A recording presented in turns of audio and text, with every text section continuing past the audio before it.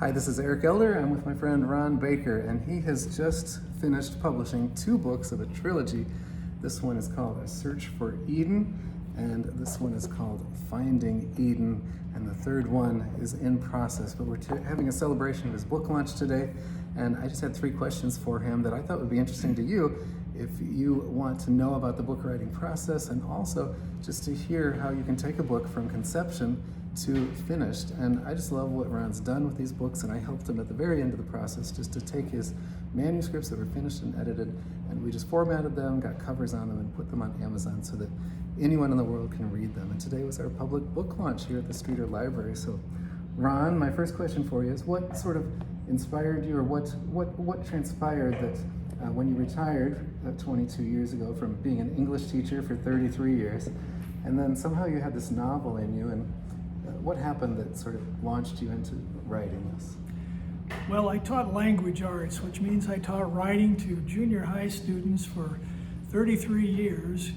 And one of the assignments that I gave them was they had to write short stories. Now, they were varying lengths, but you know, you heard some groans, but one of the students says, well, we have to write this long story. Why don't you write a book? And I thought about it for a minute, and I said, you know, they're right. I've always wanted to write a book.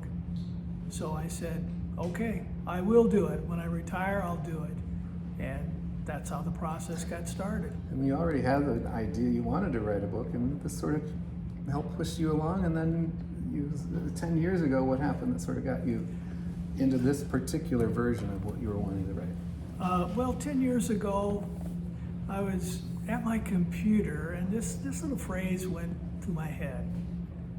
If you fail to start, you start to fail. And I said, it's time to start. And so I sat at the computer and I started typing, and 10 years later, I'm still typing. But that's how it all got started. Well, you finished 1 book, you finished 2 books in the trilogy, and you're 100 and some pages into the 3rd Right. book. And so you've been typing.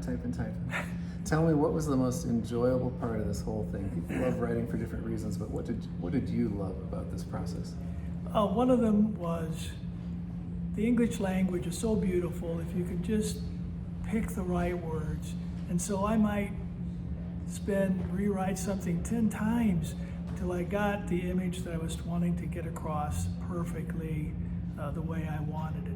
And then I might still change it later, but you know, I just love the use of the words. And maybe I'm kind of an emotional guy, but I wanted a book that had some emotion in it, not some dull, boring, whatever, factual book.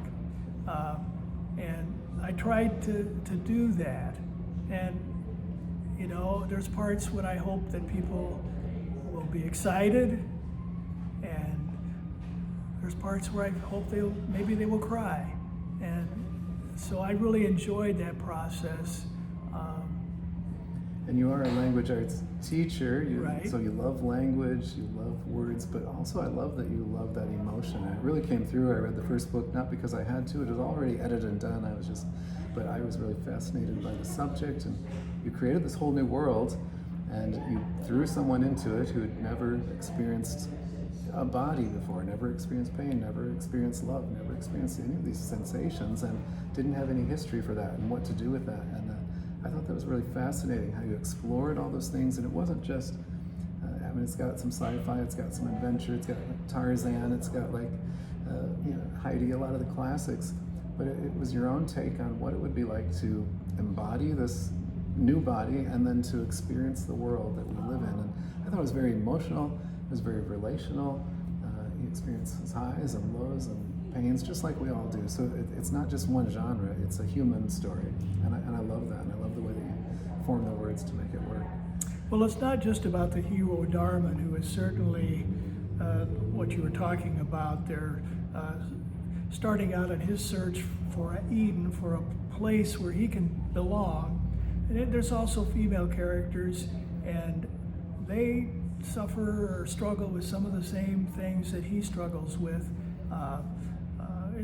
It's a book about survival, both physically and emotionally, I think. I love the female characters too, because they experience the world a very different way than he did. He's this strong, buff guy, and he's got certain powers, but then she has a vulnerability, and she's had a lot of things happen, but there's also just the tenderness and the feminine, and I think you just made a great illustration of just that whole, some of the dualities of our personalities, and I thought it was lovely, really lovely.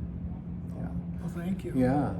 Well, and my final question is about when did you feel this was like toast-worthy? Like you finished something, you set out to do this goal, and then was it when you finished the first book and the manuscript or got the editing done? But I know you're into the second. Was it when you did push submit on Amazon, or when you held a copy in your hands, or here today at this book launch, or when do you think the celebration begins, when you can say, "Whew, done"? Well, I think the first was when I actually got the books in the mail and could actually touch a copy of them. Hold one in your That hands. certainly was quite a day. And today is really one of my bucket list moments. Having people come and listen to me explain about the book, and some of them have read it and expressing their feelings about it, how much they enjoyed it. I mean, that's really why you do it.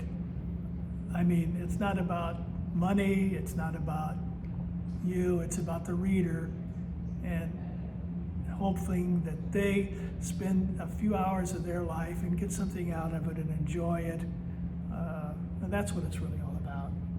I love that, Ron. And I love what you wrote in my book today. I asked him if he would sign a book, and this is for me also what it's about. He just wrote to Eric, "Couldn't have done it without your help. My search led me to a new friend. Thanks, Ronn Baker." And for me, that's the golden moment. That's the toast-worthy moment. It's like not only are we able to help each other along, but we've developed a new friendship through it. And this can be something for you too.